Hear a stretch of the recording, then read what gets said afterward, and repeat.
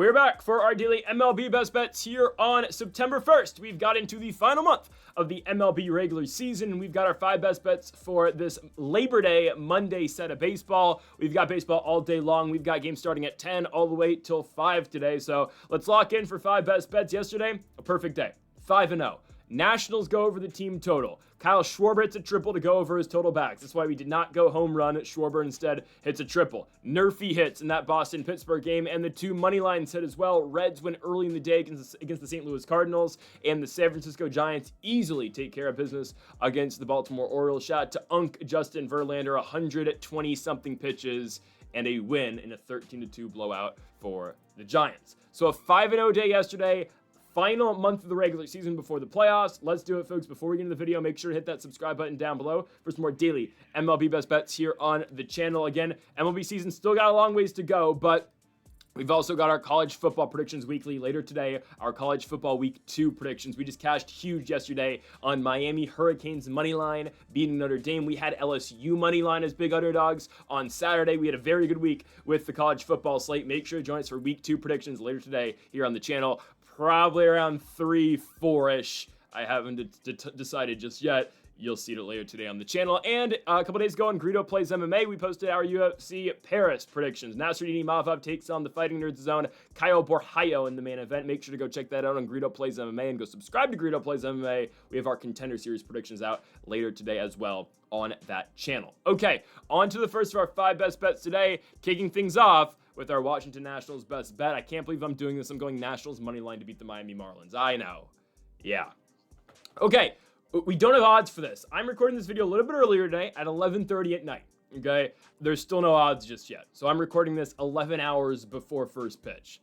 We know who's pitching for the Nationals, making his Major League debut. It is Andrew Alvarez. I will get to more on Alvarez in a second. He's a 26-year-old lefty, but that's not the reason why we don't have odds just yet. The reason we don't have odds is because we don't know who's pitching for the Miami Marlins.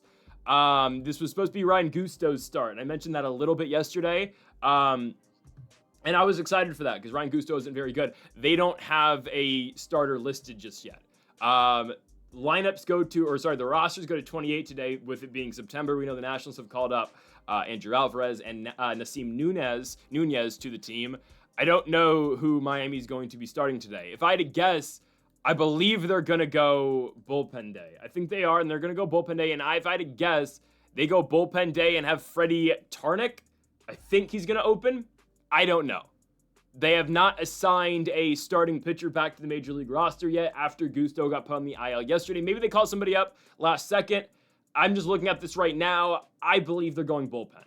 I'm looking at what Miami's got for the rest of the series. They already have it lined up, right? They have Mazer going tomorrow, Adam Mazer, who is not very good either, and hopefully the Nats can win tomorrow. We'll see. We might be able to win this series. Mazer versus Cavalli tomorrow, and then Yuri Perez is going on Wednesday against Mitchell Parker. We can almost basically chalk that one up, right? We should win the first 2 games of the series, right? So Edward Cabrera, Sandy Alcantara, destined to pitch on the weekend in Miami against the Phils. So they don't have their starter today listed just yet, right? It's still TBA. I think it's got to be a bullpen game. Again, supposed to be, this is Gusto's spot in the rotation. I think they're going pen day, which is fine. And I think the Nationals should be able to adapt to that. And I know what you're thinking. Oh, you're taking the Nationals on an 8-game losing streak. I come on every day here and complain about how bad this team is. While that is valid, like my complaint to the team because they suck, you got to win a baseball game eventually. Okay. And yes, we have been on the wrong side of a lot of losing streaks this year.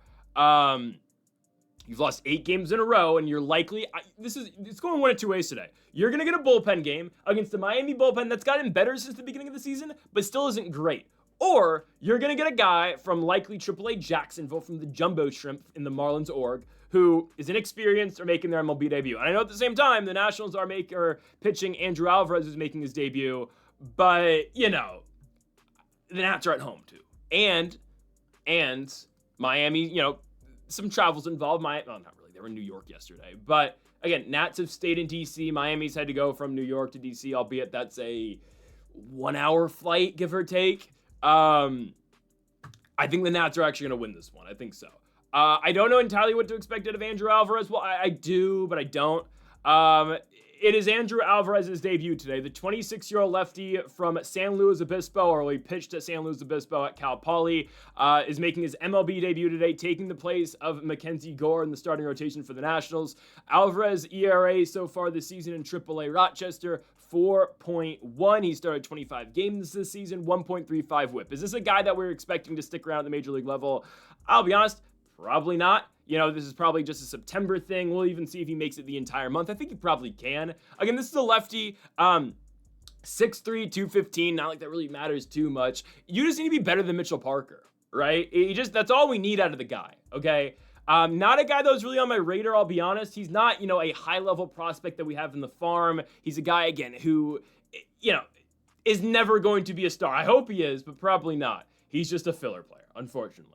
But making the MLB debut against the Miami Marlins, this is a pretty good spot to be in, right? He was a 12th round pick back in 2021, so hey, something Mike Rizzo's done has finally come true, I guess. Woo. Yes, it's we barely have guys that we draft and, eventually they get to make starts in the major leagues. It's a rarity with the Washington Nationals, but Mike Rizzo, your work finally paid off, I guess.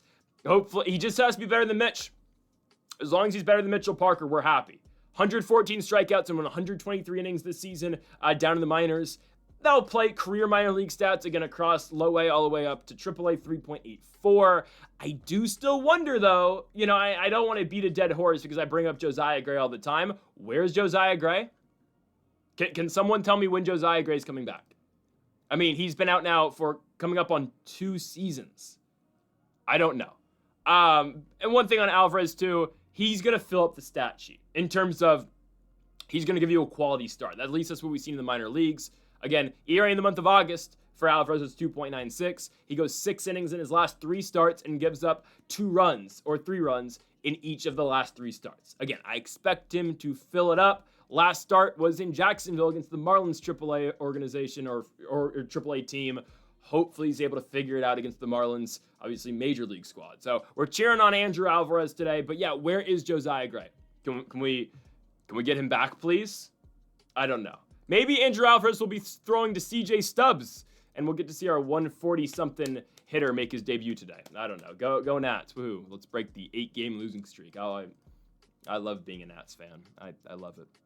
Second best bet of the video, our best player prop of the day. We are going to Hunter Greene. By the way, Nats money line, so I guess it's plus 115. Might be worse. I don't know. That's where I'm estimating the odds to be. Okay.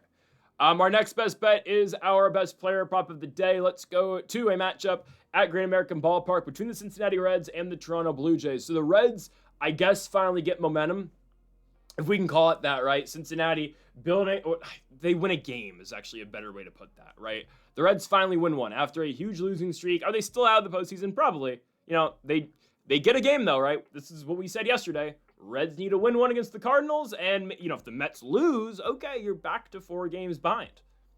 Again, the odds aren't great, but at least you're in sort of striking distance, I guess, right? Hunter Greene will go on the mound tonight for Cincinnati. I don't care if the Reds win or lose the baseball game. I just don't, okay? They might win. I don't know. They're favorites at home against Toronto, which is a little surprising with Chris Bassett going. The only thing we care about today in Cincinnati is Hunter Greene going over the strikeout line. Line's at 5.5, or we're getting minus 125 for 5.5 strikeouts. Obviously, we are taking the over in this spot.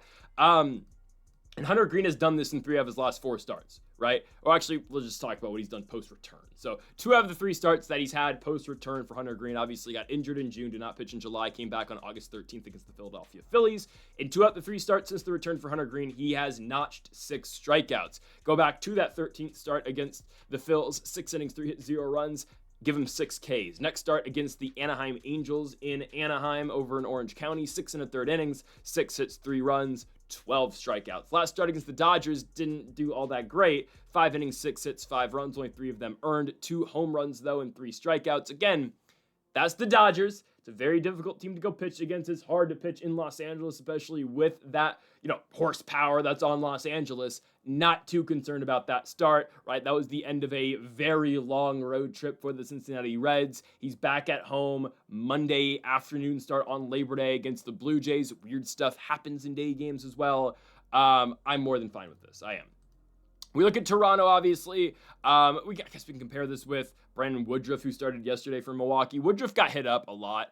Blue Jays went at home yesterday against the Milwaukee Brewers, as Milwaukee's obviously faded a little bit. Obviously still going to win the National League Central, but a team that's not, playing like they were during their huge winning streak. They actually only have 6 games on the Phils now for first place in the NL. They'll probably still get it, but that's neither here or there. Yesterday, Brandon Woodruff and the Brewers close out their series in the 6th against the Toronto Blue Jays. Woodruff only goes 4 1/3 innings, 10 hits, 5 runs, 3 strikeouts. But again, I expect Hunter Greene to have a lot more success. One, he's not on the road. B, again, day game. I feel like day games at Great American Ballpark favor the pitchers quite a bit. Yesterday, again, 13 hits in total for for the Toronto Blue Jays against Woodruff and company. Again, Woodruff 3 strikeouts in 4 innings. We firmly expect Hunter Greene to go deeper in this game. If Hunter Greene's only going 4 innings today, we can just chalk it up, all right? We're screwed if that's all he can muster out today against the Milwaukee Brewers. We will be fine, okay? The last 3 starts that he has had, 5 innings, 6 innings, and 6 innings. Really, he only needs 5 in my opinion, but 6 I think would definitely do it because for the most part, Hunter Greene's going to average a little bit over a strikeout per inning. He's done that all year long. As we can look, he's actually averaged a lot more than 1 strikeout per inning. Obviously, he was very hot to start the season, but in 77 innings pitched so far in 2025, Hunter Greene has 94 strikeouts. That's going to play, right? Still a very good pitcher in baseball, 2.81 ERA, facing a good Blue Jays lineup, don't get me wrong, but a Blue Jays lineup that, right, has to come down from Canada, day game, not much turnover from that last game just played yesterday. It's not a night game. No. This game is played at 1 o'clock over there in Cincinnati, Ohio. I like Hunter Greene to go over 5.5 Ks. Again, line is set at minus 125. We don't care who wins the baseball game, but we do care that Hunter Greene gets his strikeouts, and he will. Hunter Greene over 5.5 Ks. That brings us, again, at minus 125 odds. We move on now to our third best bet of the video. Let's go to our daily NRFI. This is going to make 3 out of the last 4 days we have gone to Boston Red Sox NRFIs. But it makes sense. Hear me out. Okay, Red Sox top of the lineup. There's some good hitters. Don't get me wrong, right? Alex Bregman, great hitter, right? There, Roman Anthony can obviously put the ball over the fence. I get that. And taking NRFIs at Fenway can get interesting. Obviously, you get that. You get pesky whatever they call it, pesky's pole or some crap. I don't know. I'm not a Boston head. I don't know. The pole in right field is like 303 feet. Obviously, the monster, it's not. It will never be as Mickey Mouse as Yankee Stadium because nothing can ever be as Mickey Mouse as Yankee Stadium. But there are loopholes and there are spots at Fenway Park. Obviously, being a stadium that was built like 1903, that maybe even earlier. I don't know. I think it was like early 1900s. There will be spots where you can hit home runs. Okay, that's the point I'm making. I don't care. I'm still taking the NRFI here, and the NRFI today makes so much sense. Cleveland and Boston. So 2 teams actually that we are very familiar with in terms of NRFIs this season. And here's why. We've gone so many times to Guardians NRFIs. And now Cleveland is coming off of winning a series against the Seattle Mariners. Could have won yesterday if it wasn't for an error made by, I believe it was Manzardo, couldn't just squeeze that ground out at first base. Anyways, this was a Guardians team that had won 4 straight games. After going on a huge losing streak, they won back-to-back games at home against the Tampa Bay Rays, and they won the first 2 games of their 3-game set against the Seattle Mariners, ultimately losing the final game yesterday 4-2. But I guess they call it a hit on the Julio Rodriguez grounder that should have been scooped or should have been gloved by Manzardo on the throwdown. Anyways, Cleveland looks good in that series. However, right, we are very familiar with Guardians NRFIs, and here's why. The lineup's not good. I don't care. Even in their wins in this 4-game winning streak, they scored 3 runs against Tampa, 4 runs against Tampa, 5 runs against Seattle, and 4 runs against Seattle. Yesterday, they scored 2 runs in a loss. What did they do prior to this big winning streak? Well, they had gone 27 consecutive innings without scoring a single run, losing 10-0 to the Rangers, then 5-0 to the Rangers, and then 9-0 to the Tampa Bay Rays. Okay, again, we're very familiar with Guardians NRFIs. The way of, the name of the game here is limiting Jose Ramirez. Okay, that's about it. Yeah, Stephen Kwan, sure. Kwan's batting 270. Again, I say it all the time with Stephen Kwan. Good average for a Major League Baseball player. For Stephen Kwan, that's lower than normal. Just is. Yesterday, guys, Cleveland has 2 hits all game long. It's a Stephen Kwan hit, and it's a Daniel Schneemann hit. In back-to-back at-bats in the bottom of the 3rd, put Cleveland up 2-0. Ultimately, they lose the game 4-2. Right? And sure, Kwan and Schneemann bat 1 and 2. J-Ram in the 3, Kyle Manzardo in the 4, Nolan Jones probably in the 5. Just not a team we can really rely on to score runs, and that's why, again, we're going with the exact opposite. Pitching today for the Boston Red Sox, it's going to be Brambello. Bello with a 2.99 ERA this season. He has been elite for Boston. Obviously, a high-end starter for this baseball team, a guy that's going to make postseason starts this year. Last 2 starts against the Yankees and Orioles, both on the road. 7 innings, 3 hits, 0 runs in the Bronx. And at Camden Yards, 6 2/3 innings, 5 hits, and 2 runs. Yes, Brayan Bello is very good at pitching. Flip side, Parker Messick starts today for the Cleveland Guardians. This is going to be his 3rd career start, and Messick has been really good. Dealt with some adversity in his first start of his career in Arizona against the Diamondbacks. Obviously, a very difficult place to pitch, obviously. Went out there, gave up 7 hits, limited the damage big time, found himself in a lot of spots where runners were on base, got out of it, only gave up 1 run in the first inning, went 6 2/3, 7 hits, and again, 1 run total. Last start against the Tampa Bay Rays, my goodness, was he good. 7 innings, 4 hits, 0 runs for Messick. He's been great. He's a very solid left-handed arm. I'm looking at Boston. I love lefties against Boston, at least for NRFIs. No. There's one guy who's going to concern me. It's Alex Bregman. We can kind of take away Roman Anthony and Jarren Duran a little bit. Obviously, again, Duran's still a very capable hitter. Had an inside-the-park home run yesterday. Roman Anthony, obviously, has been killing it at the major league level this season. But lefties against Boston, I don't mind it at all. I really don't. And Messick, sure, again, is Parker Messick going to be an all-star? I don't think so. I think he's going to be a good rotational piece for a very long time. Is he going to be a guy who's going to be, let me correct myself, is Parker Messick going to be a perennial all-star? Probably not. But he's a guy, again, that's going to hang around the major leagues, and he's going to give us good innings. So, again, will he do this continuously and have a sub-1 ERA? Obviously not. No one's going to do that. But I do believe we're going to be able to take this luck. I don't know if it's luck, but this good run of sorts. That's a great run, actually, for the start of Parker Messick's career. And I just believe it's going to extend 1 more inning. Against Roman Anthony, who's a lefty, potentially they put a Romy Gonzalez or a Trevor Story in the 3 spot. That's okay. If it's Duran, perfect. Again, Bregman's a tough out, don't get me wrong. I'm going to take my chances with Parker Messick getting Alex Bregman in the first inning. Hopefully, again, Bregman doesn't put it over the monster in left field.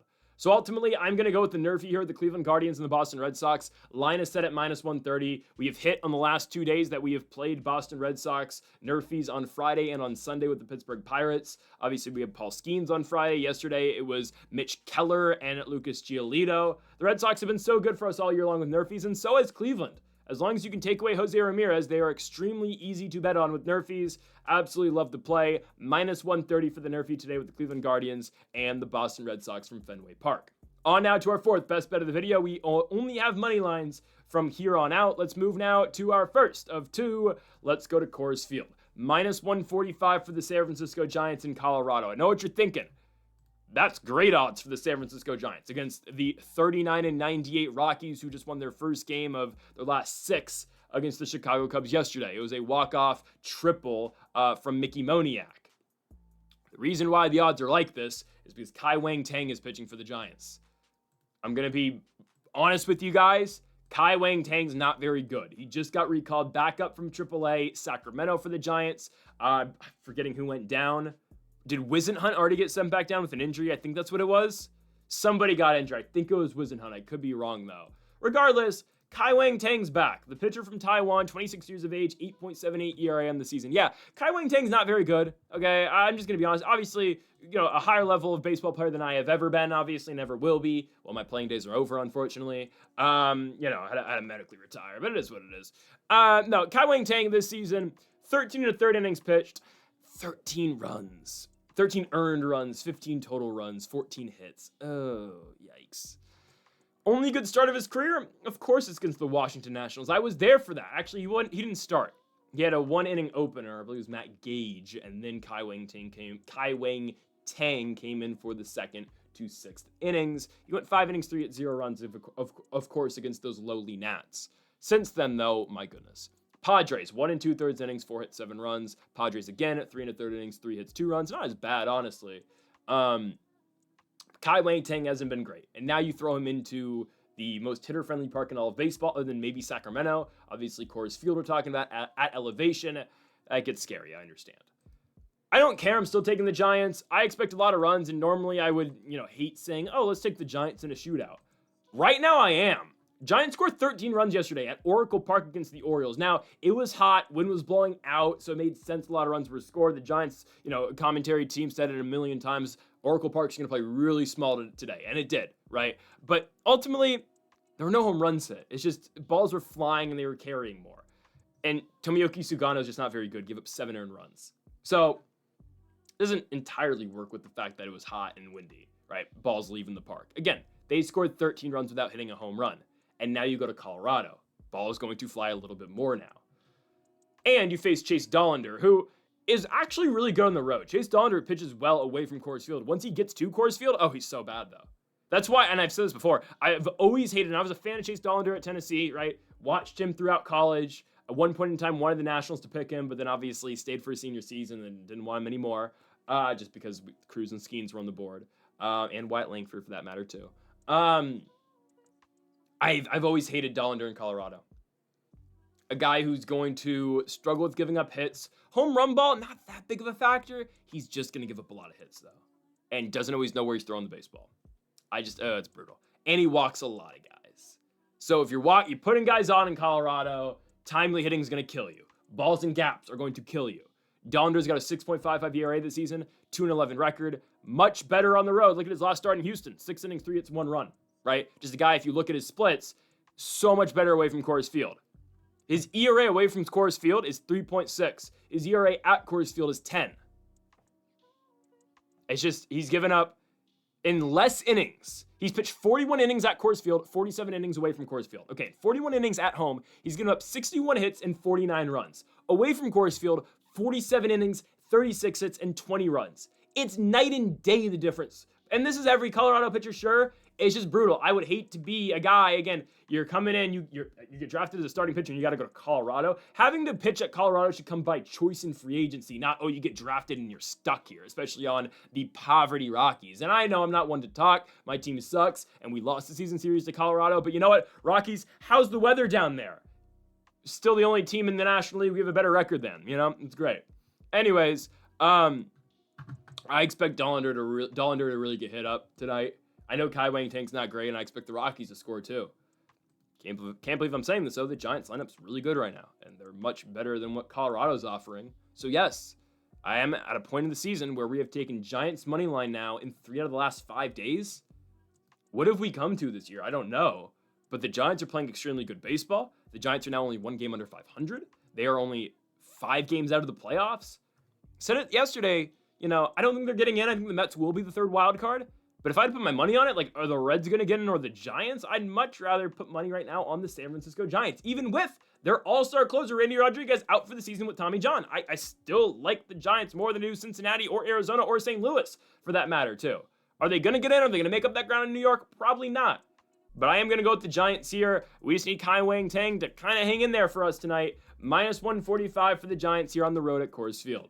We move on to our final best bet of the video. Let's go to Tampa, to George Steinbrenner Field, something like that. Tampa Bay Rays take on the Seattle Mariners. It's a no-brainer for me, honestly. First time Seattle's gotten to play in this facility or in this park, obviously in a major league game, or actually just ever, because they play in the Cactus League. They don't come down to the Grapefruit League. Anyways, I like the small ballpark for the Mariners. Team hits the most home runs in all of Major League Baseball.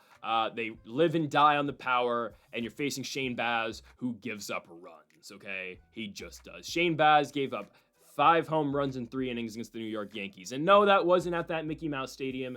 Actually, this is kind of Mickey Mouse too, but that wasn't in the Bronx. That was in Tampa Bay. It's just 2 starts ago. Last start against the Guardians, a team that can't score. Baz goes 6 innings, 3 hits, 3 runs. Honestly, not a horrible start, but again, not where entirely you want to be. ERA in the month of August for Baz was 8. And now you're taking on the Mariners, who have the most power-hitting bats in the country, or in the league. I know that they lost a series in Cleveland. That's brutal. You can't do that. They should be able to regroup here, okay? Randy Arozarena, Cal Raleigh, Julio Rodriguez, Josh Naylor, Jorge Polanco, Eugenio Suarez. There are too many power bats for them not to win in Tampa today. Against the guy in Shane Baz, again, who gives up runs, who has a 5.19 ERA this season. The only way Shane Baz effectively gets outs is via the K. If you're able to work yourself away from 2 strike counts and put the ball in play, more times than not, it's going to go well for you. It just is. Flip side, Luis Castillo's pitching tonight for the Seattle Mariners. 3.75 ERA in the season for Castillo. That's a little deceiving because Castillo's ERA in the month of August was, oh my goodness, 6.66. Yikes. Now, if that was a Giants pitcher, we would say they made a deal with the devil. Anyways, Castillo, last start against the Padres wasn't good. 5 innings, 5 hits, 5 runs. Phillies start 4 innings, 10 hits, 3 runs. Mets start 4 innings, 9 hits, 6 runs. Yeah, his last 3 starts have been absolutely brutal. And now you go to Tampa where, again, ball doesn't fly as much as it does in a stadium. Ball doesn't fly as much in like an area as Sacramento or Colorado, but it's easier to hit home runs out in Tampa. Taking on the Rays lineup, who just swept the Washington Nationals. Not surprised. Yesterday, we got killed by Josh Lowe. Yep, brother of Nathaniel Lowe, or cousin, brother. Thanks, pal. Lowe's are killing it in DC, aren't they? Woohoo! Lowe, who came into yesterday's game batting .230, it's 2 home runs and 4 RBI. That's great, right? Rays with only 5 hits yesterday, but Lowe goes yard twice, and right, Tampa wins the game. Okay, good for them, right? I don't think that really, again, the momentum that the Rays have gotten, it's fake momentum. You're beating the Nationals. Tampa is only 3 games under 500 again at 66 and 69. That's fake momentum. It just is. Beating the Nationals doesn't mean anything in 2025, especially in August and September of 2025, just because of where we're at as an organization right now. Just look at James Wood. He doesn't care about winning anymore. And why would he? Team sucks, right? We're on to 2026 already, and probably on to 2027 and 2028 and onwards, okay? James Wood's actually just already on to his next team at this point, right? I'm sure he's just envisioning, the payday he's going to get in Los Angeles is going to be crazy. Regardless, taking the Mariners here, I think Luis Castillo is just able to kind of put it together. Tampa's lineup, again, they won every single game in DC. Was I impressed by the Rays? Actually, no. They sold us in the team total over twice. They were only able to score just 4 runs off of Jake Irvin and Mitchell Parker in back-to-back nights. And sure, is Luis Castillo all that great? No. He's much better than Irvin and Parker. And no, they hit on Brad Lord. Well, he scored 4 runs against Brad Lord. It was the same thing every night for Tampa, and they scored 3 actually, no, they scored more than 4 off of Lord. They scored, actually, all 7, I think, were on Lord, wasn't it? Yeah, it was. Yeah, I don't know why I didn't remember that correctly. They did score 6 runs in the second inning. That's fine. It's Brad Lord's Linsanity runs over. Back to the bullpen you go. Yeah, I hate being an Nats fan. Still, though, I'm not impressed with Tampa, right? You go back-to-back games against Mitchell Parker and Jake Irvin, you score 4 runs a pop. Okay, you score 4 runs against the Mariners today and Luis Castillo. I believe the Mariners are going to snap out of their crappy hitting that they had in Cleveland, and they're going to be at a hitter-friendly park, and they're going to hit home runs tonight. So 4 runs, in my opinion, today for Tampa is not going to be enough to beat the Seattle Mariners, okay? I'm taking the Mariners, only 9 games over 500. They still sit in that last wild card spot, and they were only 2.5 games up at Texas. I don't get it. Seattle, you're too good to be this low in the standings, okay? Taking the Mariners, they're too good to not win the American League West. That's one way I can put it, okay? Mariners will win this baseball game on the road. They are in desperate need of wins as well. Again, Texas is right on their ass. They're trying to catch Houston. Give me Tampa Bay Rays to lose, taking Seattle Mariners money line on the road in Tampa, -120 for the Mariners, again, to pick up the victory. Folks, thank y'all for watching our MLB Best Bets for September 1st. If you haven't yet, though, make sure to hit that subscribe button down below for more. Make sure to leave a like if you did enjoy the video. Make sure to comment if you did disagree with any of the picks. Folks, thank y'all for watching, and Mamba forever.